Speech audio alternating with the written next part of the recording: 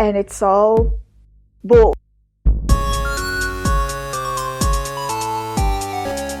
Hi, welcome to the Science for Societal Progress podcast, episode 6.2, the second part of my conversation with Diana Barbosa from COMCEPT, the Portuguese Skeptics Community. If you missed out on the first part, the episode is of course still available. In that first part, we got an overview over scientific skepticism and what kinds of topics they would usually discuss. In a nutshell, skeptics are fighting against non-scientific viewpoints, making their ways into mainstream opinion. In this second part, we will be talking a bit more in detail about creationism, nuclear power in the context of climate action, and alternative medicine. Religion in and of itself is not necessarily a scientific topic, because religion and science don't deal with the same fundamental questions. Where religion focuses on spirituality, science tries to explore and understand the natural world. However, there are instances where religious writings make statements about the natural world, and this is where things become problematic. Creationism is the belief that all life was created by one or the other deity, and we talk about creationists that believe that there is a contradiction between their religious dogma and the theory of evolution or abiogenesis, the theory that life emerged from non-living organic material, for example in the primordial soup. In the view of creationists, accepting the theory of evolution is equivalent to denying their deity's existence, which of course they find unacceptable. In several countries there are influential creationist groups that are trying to change how evolution is taught in schools and to insert intelligent design, a pseudo-scientific version of creationism, into the science classes. I was curious to know whether such a movement would be found in Portugal. 2017 or already in 2018, there was a group of students that were organizing an intelligent design conference at the University of Algarve, which is quite serious because it's in an academic setting. So it's the sort of setting that they look for in order to legitimize their ideas. And I was warned about it because they sent an invitation for a series of research institutions, and a colleague forwarded the message to me. So that was how I became aware. And then we received also an email from a worker in the university that was very worried about that.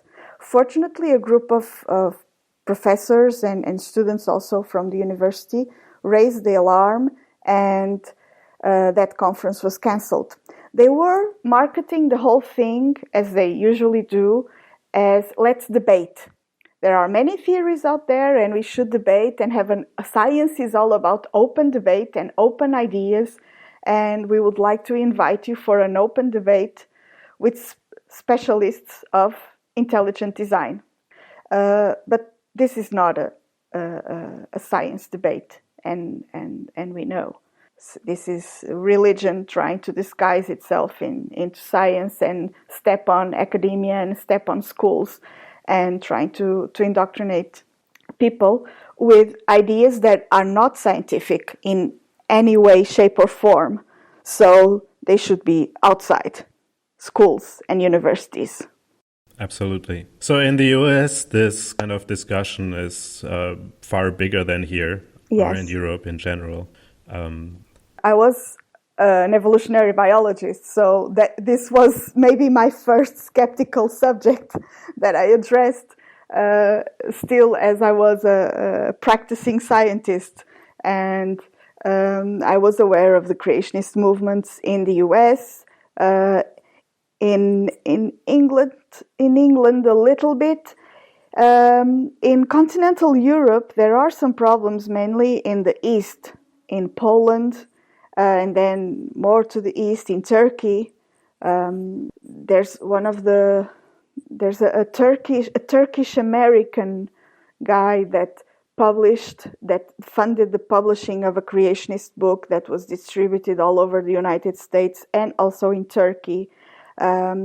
And with the rise of Erdogan to power, if I'm not mistaken, evolution has been scrapped from the curricula because they are now almost a theocracy.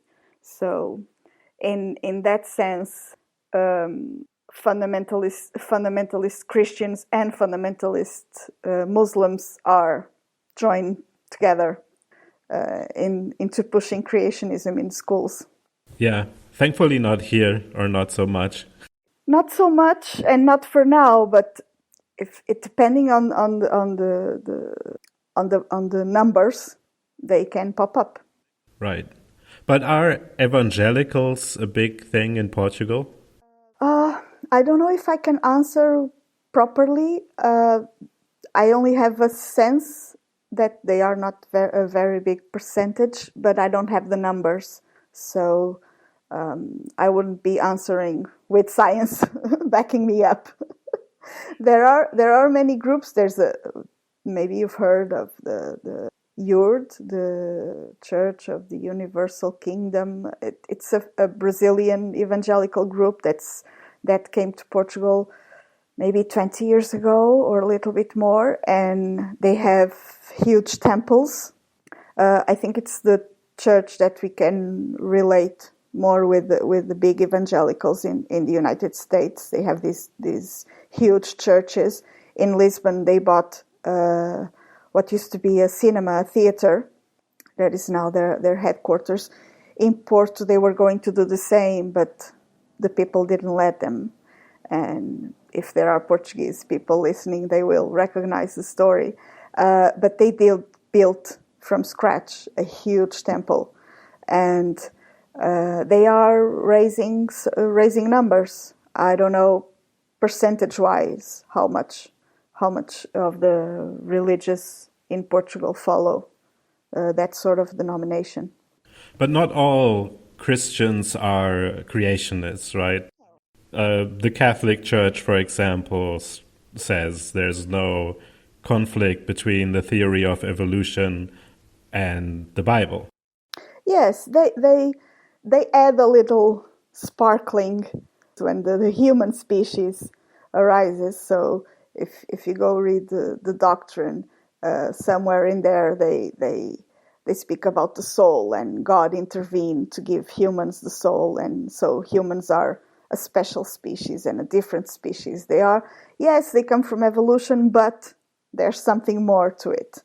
And I suppose that they had to, or else they would lose all the doctrine, everything that they are trying to preach. But especially more recently, they are not on the opposite side of evolution, and that's good. But this evangelical church that you were talking about, are they creationists or not? This one specifically, I'm not sure. I know that, for example, Jehovah's Witnesses, they push intelligent design, which is a form of creationism, and other smaller groups also. I don't know about URD. I'm not sure. Usually evangelicals have a more literal reading of the Bible, so they are prone to be creationists and they read the Bible as literally what it is, so believing everything that's there.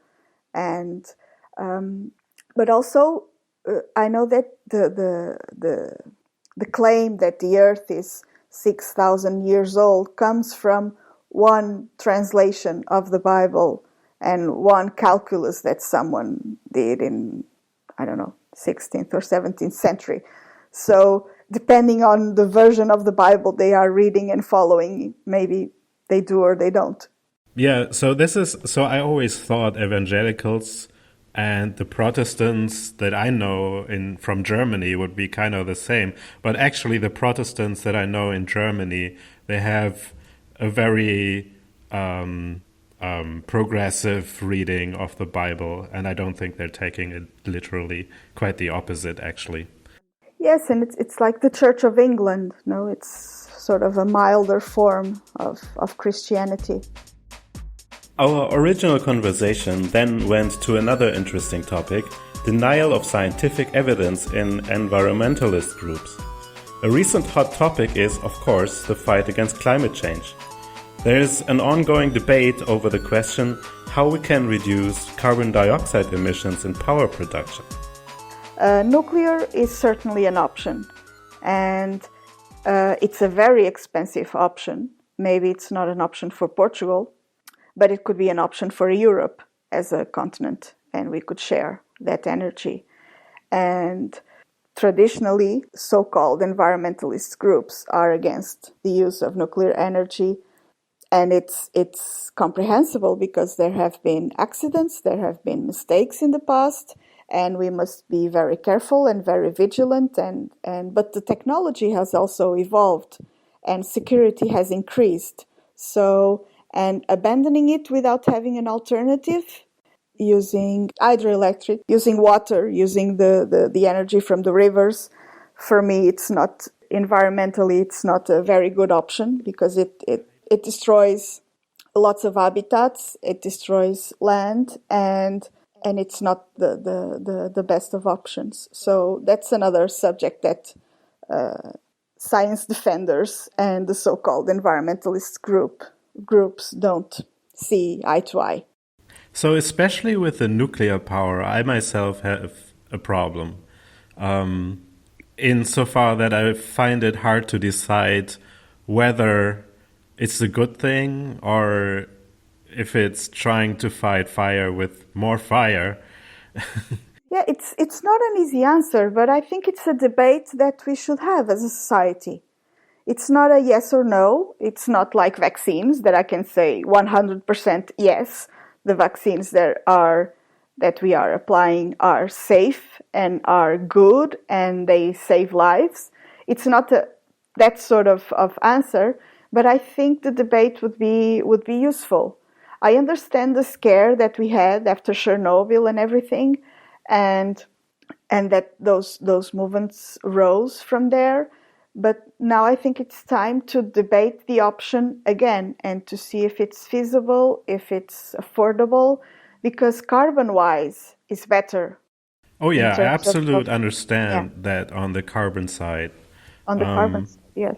That because it uses much less carbon to build the nuclear plant and so on. And then the power generation itself doesn't produce carbon dioxide. Yes. And then you have also the hope of fusion, right? It's been slowly but steadily improving. Yeah, how does that work? Well, it's well, I'm not a physicist and I need to to say this, but it's the reverse process with traditional nuclear energy. You split the molecule and generate energy from that split, and fusion is the other way around. You fuse two molecules or two atoms, to be more correct. The two atoms are fused and generate energy.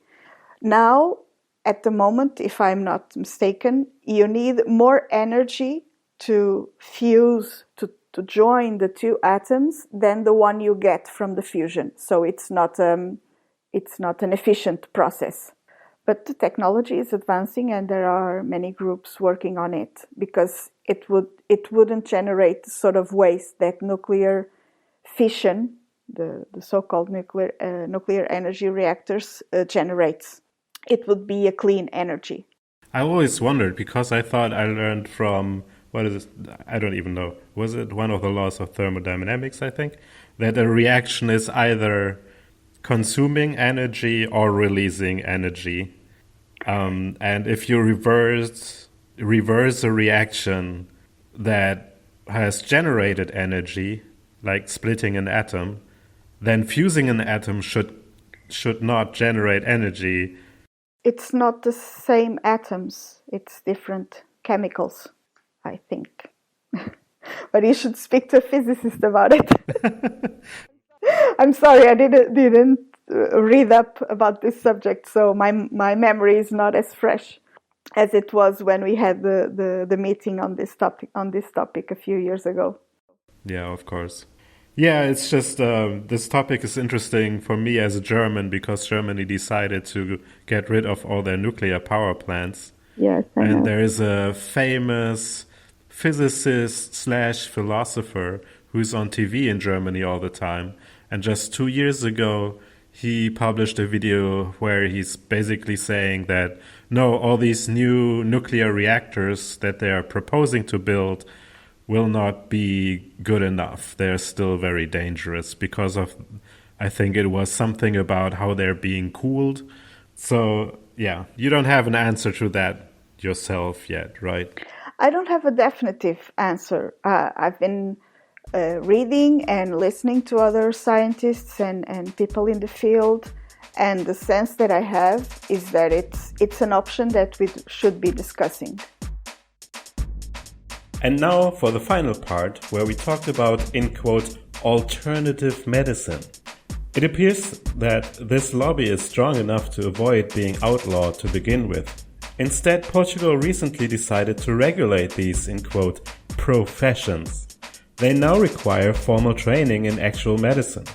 While this sounds like a good approach, in reality, this gives anti-scientific practices legitimacy.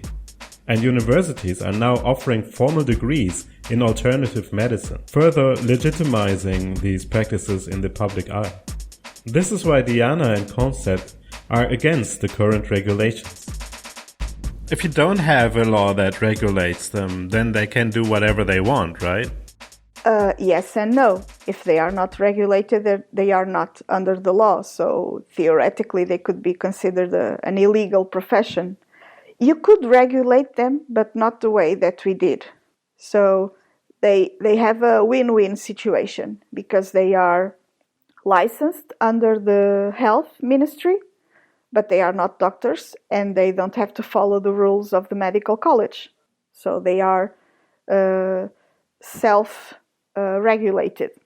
And they have diagnostic power, and they need to have a higher education degree in that subject, which means that now you have higher education degrees in osteopathy and Chinese medicine and in homeopathy soon.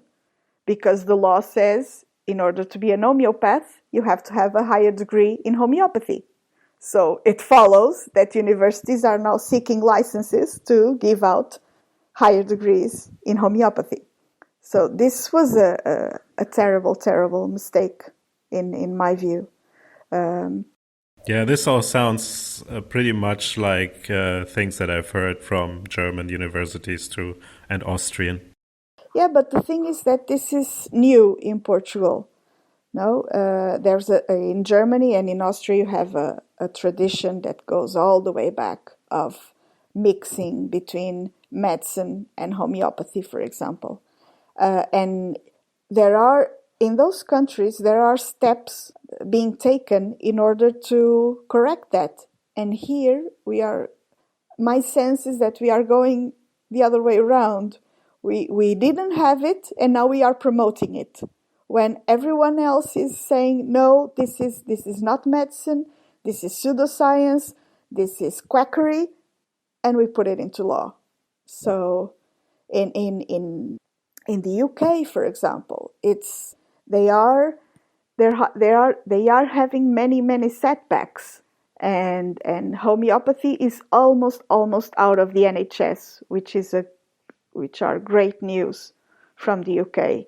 And in Portugal, I am afraid that they could be going in the NHS sometime soon. Yeah, that's not good. I think in Germany they're just right now fighting insurance companies that cover homeopathic remedies, but they don't cover, for example, glasses. And glasses are shown to work, and yes. homeopathy is shown yes. to not work. Yeah. It's actually very interesting because there's Natalie Grams, who was actually a homeopathy doctor, and then started to do research for a book that was supposed to promote homeopathy. And over this research, she realized that homeopathy couldn't work. No, that is good news. There's also the case of Edzard Ernst that is also German, and he was an homeopathy practitioner and a scholar. And at a few years back, the University of Exeter in Britain created a chair for alternative medicine, and he was hired. And he started doing proper clinical trials on alternative therapies. And he discovered that they didn't work. And so he started blowing the whistle and saying, I am finding out that these things don't work. And he still has a lot of pushback from old colleagues. And he is now one of the most vocal proposers of science-based medicine. And he's written a few books also. One of the famous ones that he wrote with Simon Singh, it's called Trick or Treatment. It, in some aspects, it may be a little bit outdated, but it's still a very, very fine manual to get into alternative medicines. It's a very fine book, and we like it very much. And the pushback was such that he ended up losing his job at that chair in Exeter, and he retired. He had an early retirement. And for that, he received the Maddox Award 2 or 3 years ago for fighting for science. I don't know if you're familiar with that award. It's awarded in memory of John Maddox, which was for many years an editor at Nature. And every year, Nature and Sense About Science, which is a scientific activism organization in the UK, they award this award, I'm sorry, to someone that has had pushbacks in their lives and has suffered for being a defender of science. So I'm still flabbergasted that he would lose a job at a university for being a defender of science. Yes, because he got into a fight with Prince Charles, which is a defendant of homeopathy. The royal family in Britain in general are, but Prince Charles is quite vocal about it. And so the university started receiving letters of complaint, and in the end he was to be renewed, and they didn't renew his contract. He started losing funding, and without funding he couldn't do his research. Wow. So, yeah. He has a book about it also. It's called The Scientist in Wonderland. Well, I mean, this is just awful because when you're discussing with people who are anti-science on the internet, for example, or in real life, they always say that the studies hadn't been made, and we don't know yet if it works and how it works. They think it works, so they should use it. But then their own people start doing actual scientific research and switch sides. Yeah, what has been found with homeopathy is that if you look at properly done research, it's all negative. It doesn't work. It's non-distinguishable from a placebo. If you go for anecdotes and it worked for me and I had this patient and he came out better, then you'll find positive results. But those are not scientific results. No, those are anecdotes. That's not proper data. And all the major reviews that have been done in the last few years, namely the one from the British government and also the one in Australia, they are unequivocal. It doesn't work. And it's up to the point that it's a waste of money to keep researching it, because we know it has no plausibility. We know that all the studies say that it doesn't work. It doesn't have a clinical effect. And they keep pushing to, but we should study it. We have to study it. In the future, we're going to find out that it works, because science has been wrong other times. And the same for acupuncture, that's going the same way. The trend is that when you push the studies to be more precise, more rigorous, with more people, with a proper control, it doesn't work. And I always find them go on a tangent talking about the mechanism behind it, and that science cannot explain that. Well, first of all, it cannot explain it because it's nonsense. But also it doesn't have to, because what you can definitely show is if it works or not. And they already showed that it doesn't work. Yes. The mechanism is irrelevant. Yes, and then they are trying to use technicisms, and technical words, and now the latest is nanoparticles, and it's quantum physics, and it's the memory of water, and it's all bull. It's not true. You cannot use quantum physics just to peddle your sort of quackery. It doesn't apply there. And on this note, we end episode 6.2, the second part of my conversation with Portuguese skeptic Diana Barbosa. Let us know whether you enjoyed this format of having a general part and a second, more in-depth part. You can send constructive critique and suggestions for topics you'd like us to cover on Twitter or Facebook. You will find us under @SciForProgress, or through email at info@scienceforprogress.eu. The podcast is posted on our website, scienceforprogress.eu, and you will find further information on how to subscribe to the podcast on that website. And if you are on Twitter, you should also follow our rotating curation account @SFPRoker.